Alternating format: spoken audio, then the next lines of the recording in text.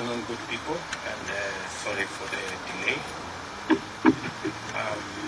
Yesterday, the Court of Appeal settled emphatically the recent controversial constitutional amendment proposals and processes. This marks the second time our courts have pronounced themselves on this matter. On both occasions, our courts were bold, clear, and unmistakable. Without any doubt, the court brought the voice of Wanjiku to life and called on us to move on to the most pressing needs of our citizens and our nation. The court decision reaffirms that Kenya is a country governed by the rule of law, not the rule of men, where the Constitution and the sovereignty of the people are supreme and not the political elite. However, no one has lost and no one has won. It is a win-win for both the people and the Constitution. The people have won, the Constitution has won, and the rule of law has prevailed. I laud the courage of the judges who have bravely defended the Constitution. God bless them. This is therefore a moment of reflection and appreciation. We thank the Almighty God for giving us this unique day to celebrate our progress as a people and as a nation. We celebrate our institutions which have come of age, foremost the judiciary. Our Constitution continues to reveal itself anew, day after day, and the living expression of the sovereign will of Kenyans. We rejoice in the timeless spirit of freedom that remains alive in our land. We delight, most thankfully, in the vigilance and the civic engagement that pervades our country, and the commitment by Kenyans of all walks of life to rise and defend their liberty. We may now live our lives and build our nation with a confidence that the brave patriots of our judiciary stand ready, capable, and courageous to secure the promise of our national anthem that justice be our shield and defender. In this spirit, it is time for us, especially the political class, to set down our battle standards and shed our partisan armor and unite in actualizing the aspirations of ordinary citizens. It is time for us to join hands and pursue the priorities of Wananchi with the same urgency, vigor that has been dedicated to the BBI. We must make up for all the time lost, resources spent, and opportunities foregone in the knowledge that time is of the essence. For truly, it is never too late to do the right thing. I therefore plead with all leaders to harness the spirit of bipartisanship and direct our minds and energy towards efforts that positively affect the well-being of all our citizens. I strongly urge that our starting point in this endeavor is to apply our best collective efforts, mobilize and commit adequate resources towards the decisive management of the COVID-19 crisis in order to free up the country, return our people to work, and restore our economy to its full flight. We must agree that rolling out a vaccination program to cover the entire nation is imperative if our nation is to have any hope of recovering lost time and catching up with a world that is quickly recapturing its rhythm.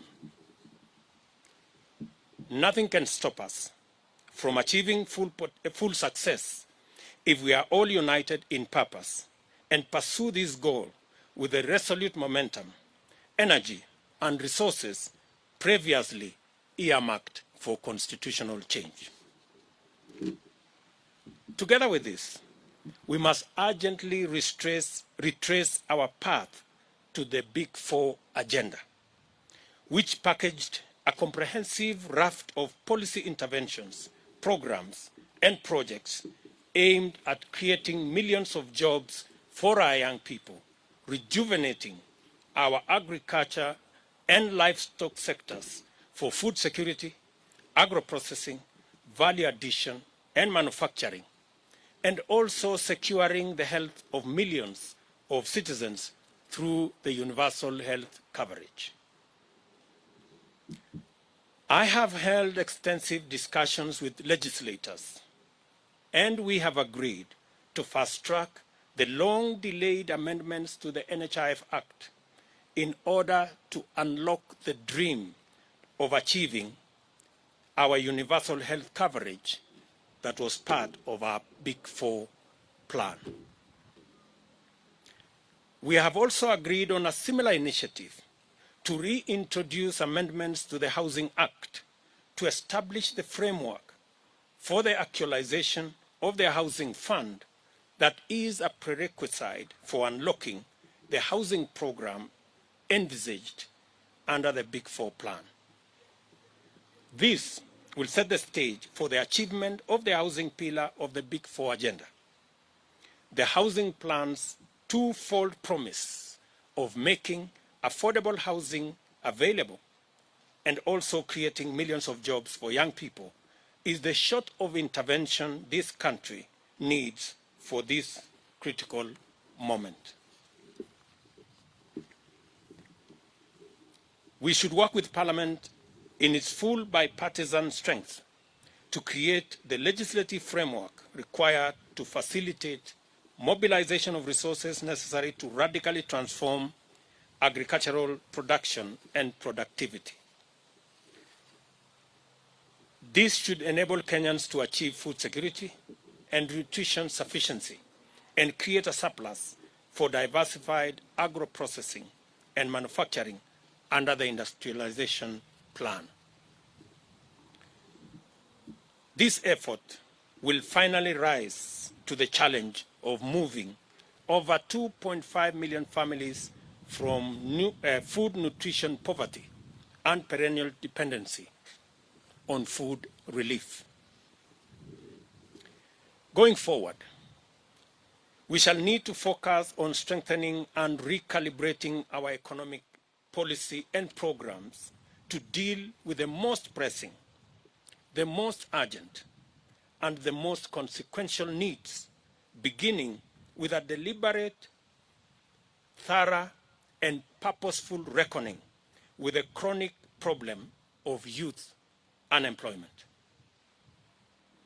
We must figure out a way of enhancing productivity and competitiveness while creating millions of job opportunities as a matter of urgent priority.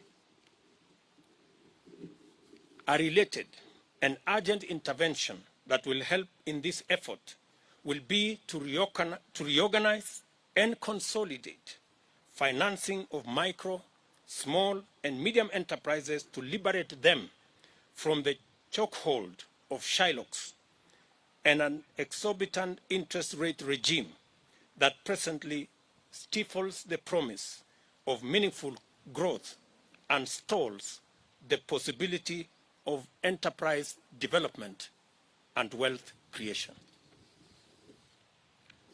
As a nation, we must commit to creating opportunities for every enterprising Kenyan to thrive and make a living. Furthermore, we must strongly commit to collective effort to fashion a new future for Kenya based on a new socio-economic and political paradigm. It is time for us to imagine together a new society that gives priority to the greatest number of its citizens. This new society must choose the welfare of the people over that of leaders. It must prefer the realization of empowerment of the masses to the naked pursuit of power sharing among the political elite. And we must pursue the creation of millions of jobs, not the mere sharing of political positions. The nation we envision is focused on success through enterprise, not largesse from patronage, and is committed to fundamental and inclusive economic transformation, not opportunistic coalitions to rig the system against the people. We cannot and must not, in all honesty, embark on a discourse about the future of our nation without the largest owners of that future: the youth, the young people, are and by far the demographic most affected by the grave state of affairs in our country. The overwhelming majority of young people suffer the brunt of joblessness. Many have been driven to depression. Many have become victims of drug abuse syndicates. And the vast majority are hostages of burdensome debts. Today, I call on each and every young person in our country to step forward, to stand up to be counted, to summon their energy, talent, knowledge, and expertise to imagine, fashion, and create a new Kenya. I urge the young people of our nation to refuse to be sidelined, to resist to be marginalized, but to assume their rightful place at the center of national discourse. Your place at the center of the national discourse is your right. Do not wait to be invited. Your future and that of our nation is anchored and premised on your readiness to assume your rightful position. Now, henceforth, we must build an alliance of all Kenyans with our young people at the core so that we can tap into our creativity, our talent, and our energy to fashion a new Kenya where success is not based on who you know, but how hard you work. A Kenya where nobody is left behind. As leaders, we must consolidate the beauty of our dreams by believing in the promise of our young people. We must deliberately, purposefully, and meaningfully turn to and keep our focus on listening to the youth and ceding ever greater space for them to express themselves and actualize their aspirations.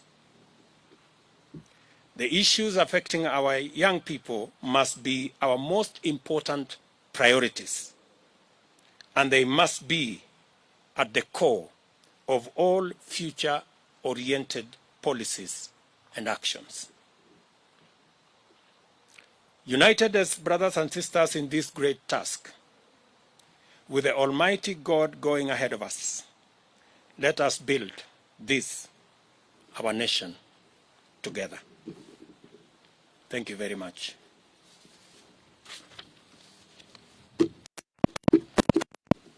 That is my statement.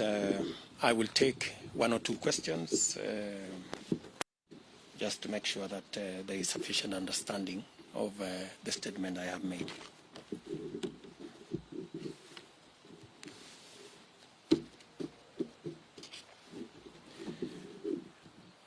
Do we have any questions, or the statement had sufficient clarity? Thank you very much, good people. Have a good weekend. Asanteni sana.